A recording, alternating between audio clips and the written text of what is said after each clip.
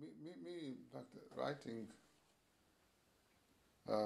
really helped me. In fact, it helped me going uh, because I was held under solitary confinement. That meant that I was alone in the cell, in this tiny cell.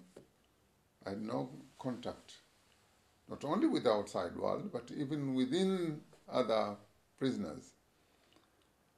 In fact, it was so absurd that even the guard who was there 24 hours in front of my door, I was not allowed to talk to him.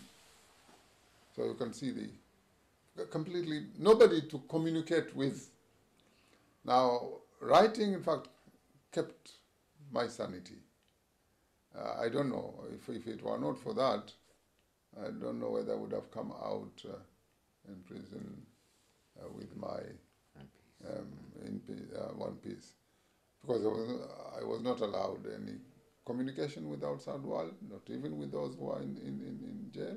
I was not allowed any reading material completely. So I had to find ways to keep my sanity intact. And one way was to write these poems. And since I was not allowed any reading or writing material, I had to use the toilet paper.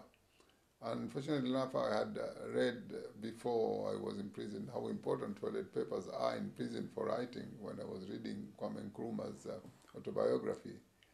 And because he used toilet paper in his writing.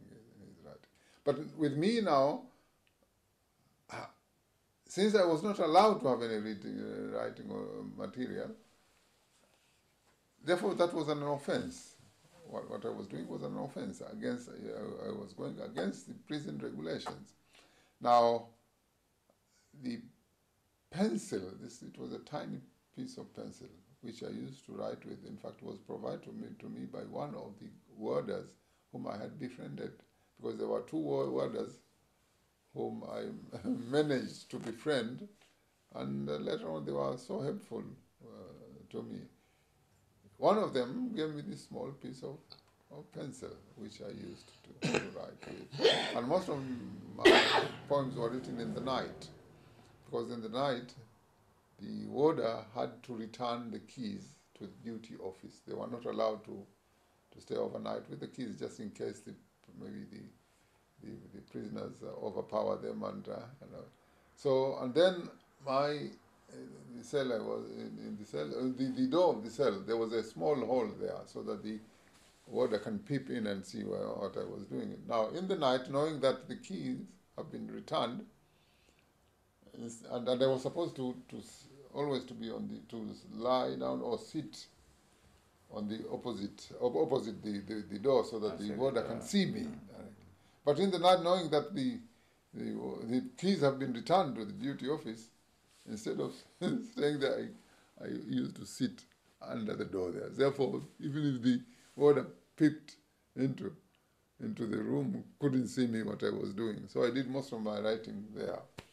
And I made sure that in the day when I had something, when I'd written something, again this warder had provided me with a small piece of plastic paper. Now, I used to wrap those poems, whatever I'd written on toilet paper, wrap it very nicely, and then I used to toss it into my chamber pot. Because I only had a chamber pot in the cell where I urinate and did the other thing. So only in the morning then the door is open so that I can go and empty my chamber pot, and then I just fished it out and hid it till my friendly warder came, and then I gave it to him and he smuggled them out. This elder brother of mine, it was sent to him, and he kept them till after my release, and then they were published. So writing became very helpful to me, and I think it kept my sanity. Yeah. I think when I say writing again from prison,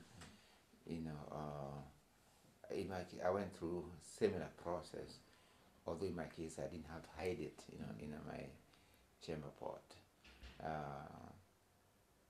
With me, again, using toilet paper because it's the only paper provided to us. And by the way, there's a difference in terms of the condition of our imprisonment. Abdilatif Abdallah had been taken to a court of law and convicted under whatever the charges, of course, abusive and all that. But still, he was taken to a court of law. With me, I was not taken to any court of law. For mine, it was purely punitive. Or even his was punitive, but I'm just saying the process is different forms of punitive, punishment. So I was put in what they call political detention. Although both cases were cases of being political imprisonment. Again, like him, I was not allowed to read books. The only difference again, although I was in my own cell all the time, but there were other political detainees in my block. Okay, so it's not for me. It was not absolutely solitary, in the sense that I was in my cell all by myself, and so on. I knew there were other political detainees next door, and so not next door, but next to each other. Anyway, but within the same block. Okay. With me, I used toilet paper under them, but in such a way that that I had what I'd written within the bundle of the toilet paper, because we were given a bundle, and I can't just, it's not round like that. It was a bundle of toilet paper, so I would write in it, but I would insert them in the middle and then wrap up the same toilet paper, and if you look, you can't tell whether there's any writings hidden in there or not. I must say though, one day the warden did come to search my room and found a pile of what they thought was a news toilet paper, but in fact it was my novel, which they took. But fortunately, it was later returned to me as not being harmful.